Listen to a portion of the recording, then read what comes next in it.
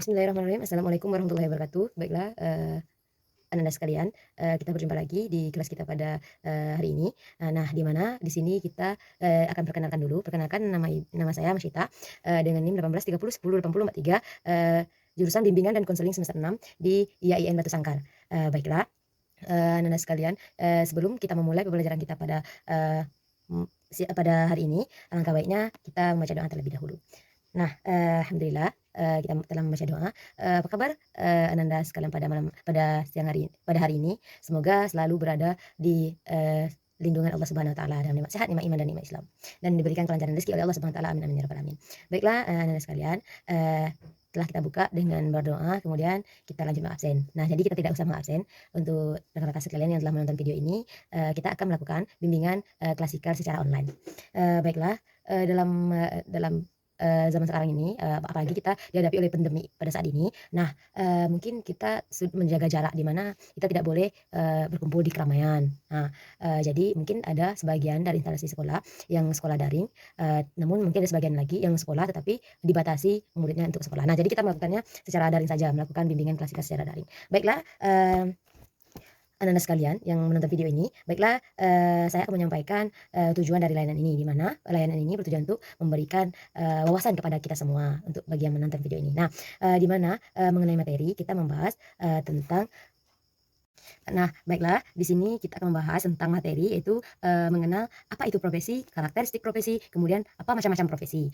Nah, lanjut. Nah, kita, harus bisa mengenal, apa itu profesi sebelum kita terjun ke dunia profesi tersendiri. Nah, untuk anak-anak sekalian, di mana profesi adalah kata keserapan dari sebuah kata, dalam bahasa Inggris, profes. Nah, yang dalam bahasa bahasa Yunaninya adalah epangelia. Nah, yang bermakna janji untuk memenuhi kewajiban melakukan suatu tugas khusus secara tetap atau permanen. Kemudian, profesi juga sebagai pekerjaan yang membantu pelatihan, yang membutuhkan pelatihan dan penguasaan terhadap suatu pengetahuan khusus. Nah, suatu profesi biasanya memiliki, asosiasi profesi, kode etik, serta, proses sertifikasi, kemudian ada lisensinya yang khusus untuk bidang profesi tersebut. Nah, contohnya, contoh profesi adalah bidang hukum, kesehatan, keuangan, kemudian militer, teknik desainer, dan tenaga pendidik, dan lain-lainnya. Nah, saya punya PPT tapi tidak bisa menampilkan. Nah, kemudian ada karakteristik profesi. Nah, di karakteristik profesi ini ada keterampilan yang berdasar pada pengetahuan teoritis profesional, diasumsikan mempunyai pengetahuan teoritis yang ekstensif dan memiliki keterampilan, yang berdasarkan pada pengetahuan tersebut dan bisa diterapkan dalam praktek. Kemudian ada asosiasi profesional. Nah, di mana asosiasi profesional ini adalah profesi biasanya,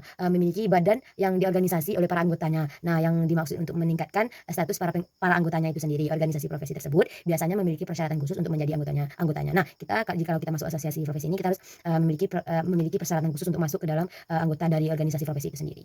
Nah, kemudian pendidikan yang ekstensif. Nah, profesi yang prestisius, biasanya memerlukan pendidikan yang lama dalam jenjang pendidikan tinggi. Nah, kemudian ujian kompetensi. Nah, ada ujian sebelum masuk, organisasi profesional tersebut. Kemudian, pelatihan institusional, di mana selain ujian juga biasanya dipersyaratkan untuk mengikuti pelatihan institusional, di mana calon profesional mendapatkan pengalaman praktis sebelum menjadi anggota penuh organisasi itu sendiri. Nah, kemudian ada lisensi. Nah, di mana lisensi ini adalah menerapkan syarat pendaftaran, dan proses sertifikasi, sehingga hanya mereka yang memiliki lisensi biasa dianggap bisa dipercaya. Nah, tujuannya adalah untuk, kepercayaan terhadap, orang lain akan, lisensi kita sebagai anggota profesi itu sendiri. Nah, kemudian otonomi kerja.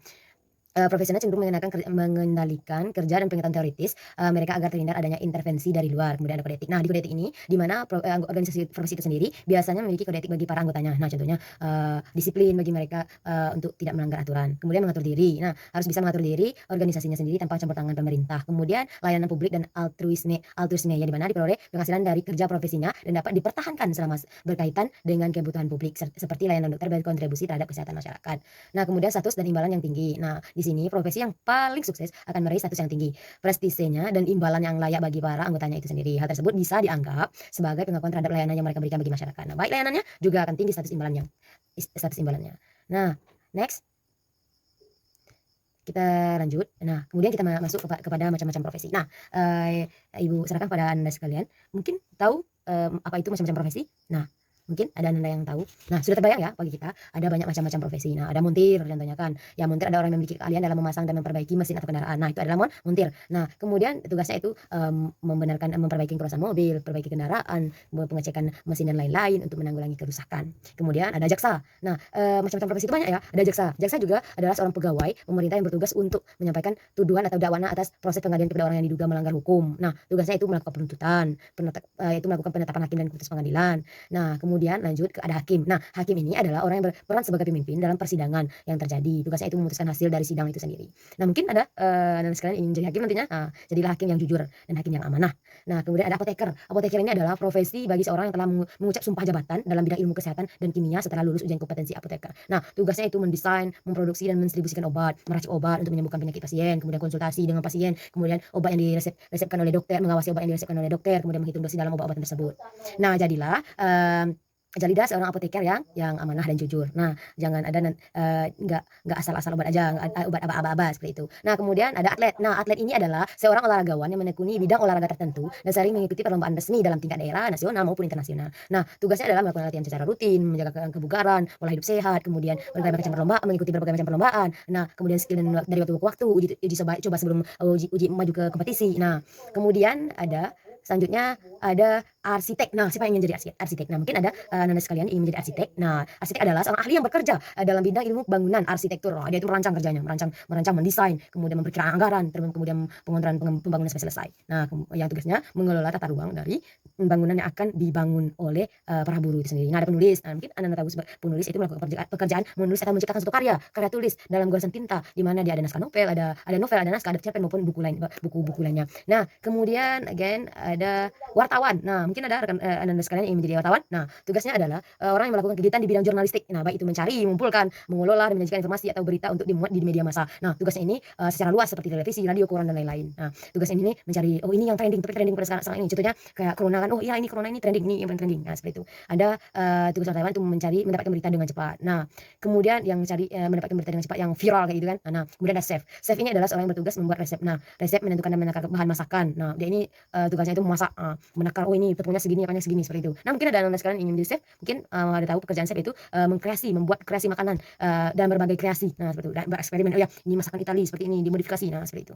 Nah, kemudian dan banyak lainnya. Contohnya ada seperti guru, di mana guru itu bertugas sebagai memberikan ilmu pada peserta didik, mengajarkan peserta didiknya. Kemudian ada dokter, membantu pasiennya, mengobati pasiennya dalam di mana mengobatinya dia adalah perantaraan dari Allah Subhanahu wa taala, sebab yang menyembuhkan dan menyakiti kita adalah Allah Subhanahu wa taala. Kemudian tukang ini membuat rumah contohnya. Nah, seperti itu. Kemudian ada petani ini tanpa petani kita tidak akan bisa makan. Nah, tanpa petani kita nggak akan bisa makan nasi. Ada petani karet, petani gandum dan banyak sekalian. Kemudian ada fashion designer. Nah, fashion designer ini juga membuat baju. Mungkin ada yang di sini yang ingin menjadi fashion designer nantinya kan. Kemudian ada ternak sapi, contohnya kan kambing, ayam dan lain-lain. Kemudian penambangan. Nah, penambangan ini jadilah kalau Anda ingin menjadi penambang nantinya jadilah penambang yang sehat. Nah, di mana penambang yang sehat adalah kalau kita udah mau nambang di suatu lahan dan lahannya tandus, kemudian udah tandus oleh kita menambang, nah alangkah baiknya kita nanam kembali. Nah, kemudian pemandu wisata, kerjanya oh iya wisata ini kelebihannya. Dan nanti ada wisatawan datang. Nah, ini tugasnya pemandu wisata ini. Kemudian ada pedagang ini cara menjualnya gimana seperti itu. Menjual barang dagangannya supaya laris, supaya banyak pembeli. Ada programmer ini dia itu merancang-rancang aplikasi-aplikasi yang ada dalam Android kalian, dalam laptop kalian dan lain sebagainya. Kemudian ada dan lain sebagainya.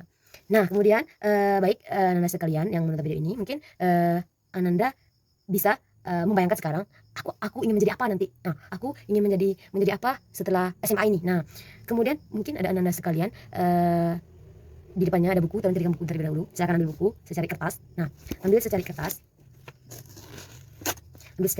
Nah, kertas kosong. Ambil secari kertas. Kemudian nggak usah besar-besar.